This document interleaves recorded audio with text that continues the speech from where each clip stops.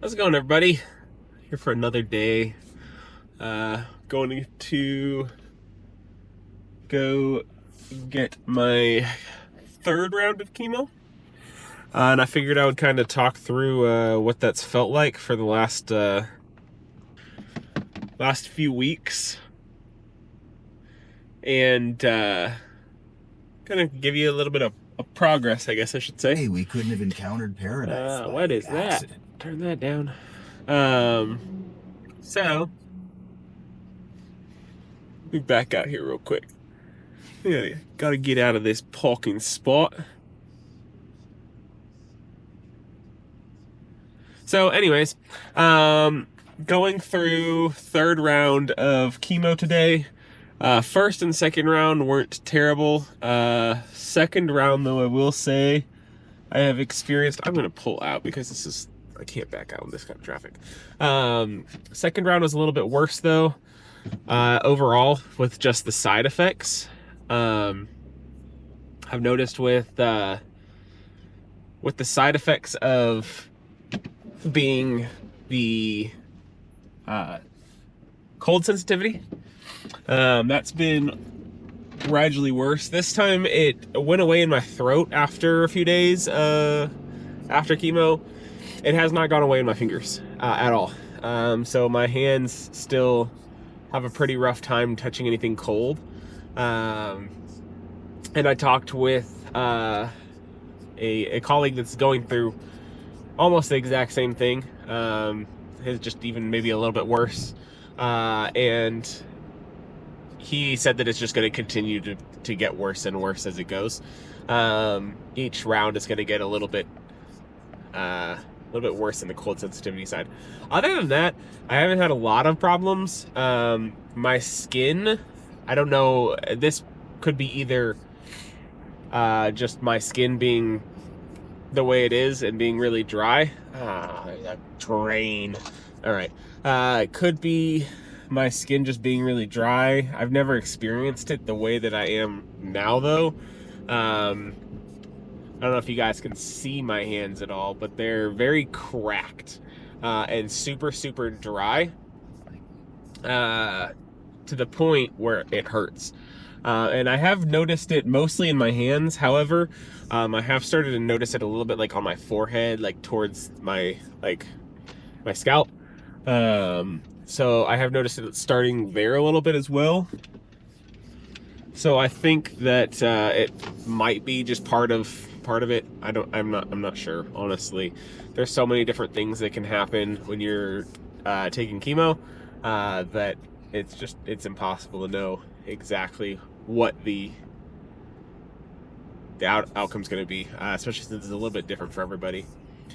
One thing I am super happy about, though, is the fact that I have not had any nausea at all.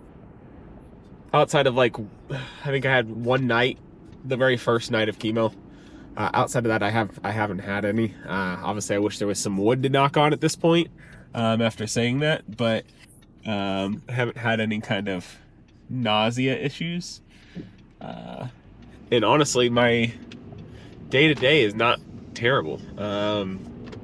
Like yesterday, I went on basically a 10-hour drive total up to Oklahoma City and back to take my dad to a doctor appointment. So everything's been relatively okay. I'm hoping that continues. Obviously, I've only gone through 2 treatments out of 12 so far, so there's a lot of room for things to change for me, but overall it's not been bad. I have been gaining a little weight, which I was kind of worried about. The last time I went through chemo back in 2013, I did exactly the opposite of what most people think when you're going through chemo, and that's lose weight. I gained an astronomical amount of weight through it, so I'm just gonna kind of keep an eye on that and monitor that a little bit. Could also be the fact that I've got a different type of diet now. There's a lot of things that I can't eat that I was very used to eating. Nuts, most vegetables, lots of things like that that I just can't do anymore because of the ileostomy. Now I've got quite a few friends now that I have been talking with just about their experiences with theirs. They all have the same thing, and a lot of them have been trying new things a lot later than I have felt comfortable doing. But some of them are saying, hey, I can eat almost all vegetables now. And alcohol was another thing I was wondering about. I was like, man, can I even like have a beer every now and then if I wanted to? I totally can. So I'm trying new things. I tried pork this last week. I've been mostly eating chicken and ground meats, so ground beef, ground turkey, ground chicken, things like that, and fish. Those have all been fine, but I was told to stay away from, a little bit more dense meats like steaks, things like that. But I haven't had any problems. I ate a pork steak. I've had ribs. I've had pulled pork. All of it's been fine. So that is a new thing I can add into the list of foods that I can eat. So I'm not eating like a toddler anymore, which is nice. I'm not gonna probably try steak, just because I've had a lot of friends say that one was a hard one. And the last thing that I want is a blockage of any sort. So, gonna stay away from steak, but trying new things, trying little by little, just to see kind of what works and what doesn't, so I can kind of get a more secure meal routine, because I'm kind of tired of the chicken nuggets and chicken tenders and chicken, and I can't eat most vegetables so far. Green beans are fine. I found green beans I have no problems with.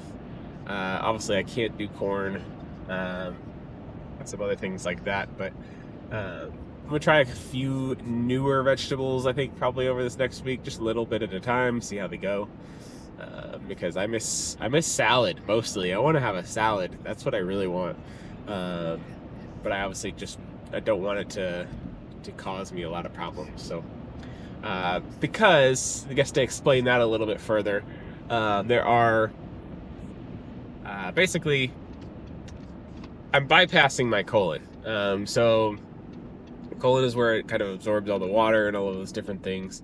And then obviously by doing that, it doesn't have as much time to digest those foods.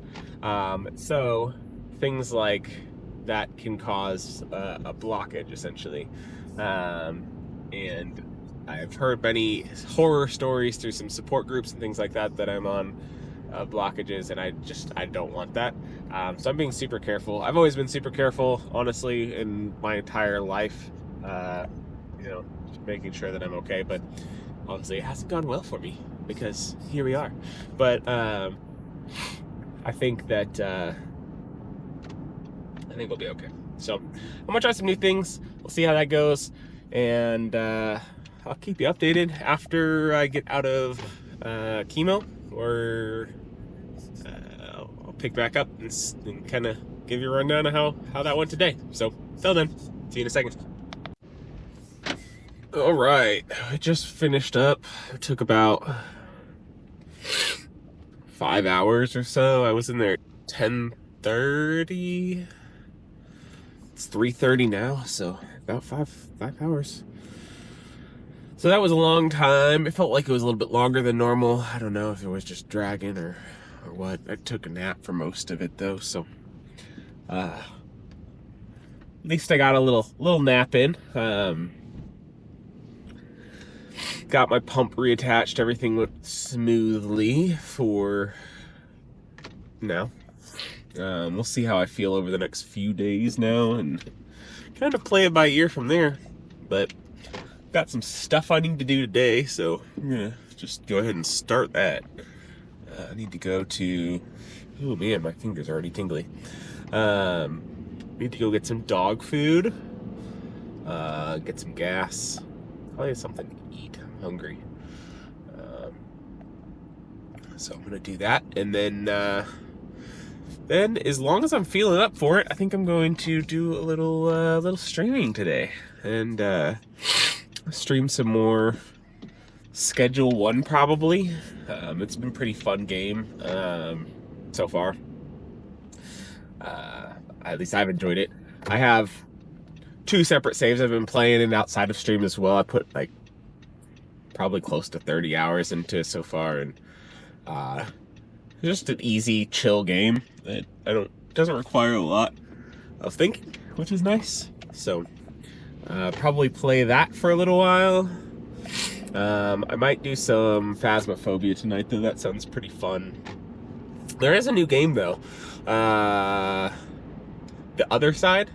I don't know if it's new necessarily, but it's a game I have not seen before, and I've got it saved in my wish list at this point because I played the demo for it. It's almost exactly like Phasmophobia, so spoiler alert, there's not a whole lot different. I got a chance to play for like 5 or 10 minutes before I had to leave this morning, so I'll probably try it again a little bit later and see if it's truly something I want. But it had potential. There was pretty much the same type of setup. You pick the equipment that you want to bring with you, and then you go to these haunted houses and try to figure out the ghost types and things like that. The only thing that I liked more, just right off the bat for this game, is the cell phone mechanism. So, unlike Phasmophobia, when you pull up like your like the tab, it's your journal where you enter in all of the ghost stuff. This time it's a phone, and what's nice about it is the phone shows you some stuff that you can only see in the truck in Phasmophobia. So the phone shows you like your heart rate to kind of tell you how tense you're getting, and it has a flashlight on it, so you don't have to take up a flashlight spot if you don't want to. You can walk around with your cell phone as your flashlight, which is nice. And everything is kind of through that, which is nice. I don't have to do quite as, I don't know, there's not so much back and forth, I feel like. But again, I only played it for probably 10-15 minutes realistically, so you know, there's a little bit more I need to figure out, but I might switch over to that game if it's fun. The ghost sounds felt a little bit more cheesy to me, but there was a lot more like jump scares. So it could be fun. So we might try that tonight. Maybe try a little demo time on there. Where am I going? Okay, I need to go this way. And see if we enjoy it. But chemo went well. I don't have any issues there. Everything, blood work came back from earlier this morning. That all looked good. Everything is trending in the right direction. So I don't have any weird inconsistencies that have popped up, other than bilirubin was a little bit on the not great side, but it wasn't, she said it wasn't anything that was cause for concern. She said with chemo and stuff that can happen. She said it's not anything for me to worry about, so I'll take it like it is. Everything else though, said looks fantastic. Don't see any other issues or things that we need to worry about, which is good. My test came back from my concerns last week from liver, or not last week, but the week before from liver. And they said that all looks fine as well. There's no concerns there, so that's another good sign. So it seems like everything is trending in the right direction, and that's a good sign. So we'll see. But yeah, let's go to the pet store, grab some dog food, maybe grab some human food somewhere, because I am, like I said, starving, and get on home. I'll walk you guys through kind of my process for getting set up for stream and things like that, and we'll go from there. See you then. All right, just got some dog food. Curious as to you dog owners, what kind of food you feed your little puppos. I started getting Optum Plus. He seems to really enjoy it a lot. and it's not too crazy in terms of price. So, what do you guys feed your dogs? I'm trying to find something that's not like I don't want the garbage, that you get like at Walmart and things like that. I want them to have a good, at least a semi-good diet plan. I was using the Hill brand, I think is what it was called, or something along those lines. And it was, he enjoyed it, and I think it was good. It just was so expensive. And this brand was supposed to be as comparable to that. And he's not had any fits about it, but I can't seem to get him to gain weight. He's very active, super active all the time. And so I'm trying to find something that I could feed him where he puts on a little bit of weight. I mean, he's healthy. He's not like too skinny by any means, but I just feel like he doesn't ever gain weight. And he's always running around. So, I mean, he's always outside. He would prefer being outside than inside. So he's almost always in the backyard running around. There's other dogs next door that he plays with. And so he's always active. So I can understand that he's gonna, I don't want him to be fat by any means, but feel like he could put on a little bit more weight. But maybe that's just me. I don't know. Either way, we're gonna try to start leash training him a little bit. I took him to the park the other day, just because I wanted to take him out. And he did relatively okay. But he got really excited when he saw other dogs, started pulling a lot, and just being a menace. So we're gonna start with leash training him, which shouldn't take that long. He's not, like I said, he's not terrible on a leash, but start getting him to used to me being in control there, and then start working him up being around people, things like that on there, so he's not going crazy every single time he sees another dog or person. He loves people. He loves everything. He just wants to play with everyone. But he can come off as a little hyper and active. So he definitely needs a little bit more training. So, and that's partially me. I didn't ever really take him out for training when I first got him as a puppy, because I didn't really feel like he needed it. I mean, he's a good dog. But as I incorporate him more into like being around other people, I kind of notice those things. So we're gonna start doing that this week, hopefully, and get him to where I can take him to the park and the kids can walk him and have fun with him out at the park instead of just playing with him in the backyard or in the house. So I think that'll be fun. But I'm gonna grab some gas, then we'll fast forward to home and walk you guys kind of through my initial setup process when I go through getting ready for streaming. So, see you then.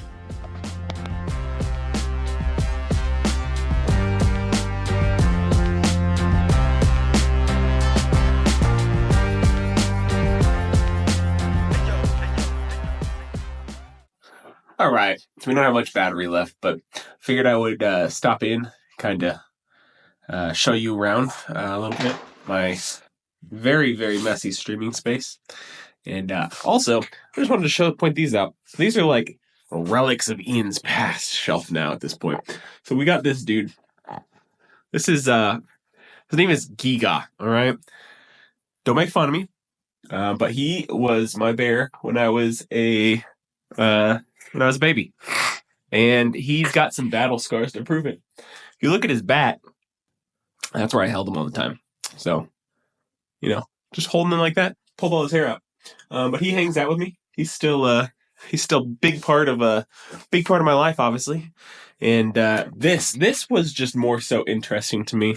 All right, I had to show you guys this. So I was going through some stuff over at my parents' house, and I found a relic of a time before cell phones, before we had these awesome iPhones and phones we have in today's world. So this was my phone back in the day, all right? Little M&M man, all right? Had the headset, and then a little keypad. Yeah, it's just the party, all right? But yeah, just some random things I found. I was like, hey, you know what? I'm going to show these things. So yeah, I'm not going to put this there. I got having a pump attached to you for 48 hours is probably one of the most obnoxious things in the entire world. Mostly because you forget that it's there until it's too late and it's yanking on you because you're walking away from it. Still haven't gotten used to it at all, but we're getting there. We're getting there for sure. But anyways, I figured I'd end this here. I'm almost out of batteries. You can catch me on stream. We do have new stream day, so Sunday is going to be 11 o'clock in the morning for streams. Mondays will normally be 6 o'clock at night, and then Tuesdays will be 11 o'clock in the mornings normally. I may change that to 6 at night as well, just because every other Tuesday I have chemo, so it doesn't make much sense to schedule it for a time that I can't do it. So that'll likely be the case. And then Fridays. So Fridays I will be streaming as well. And Fridays, probably 11 o'clock in the morning. So look for 2 in the morning, 2 at night. And yeah. But until the next one, love you guys. I'll see you later.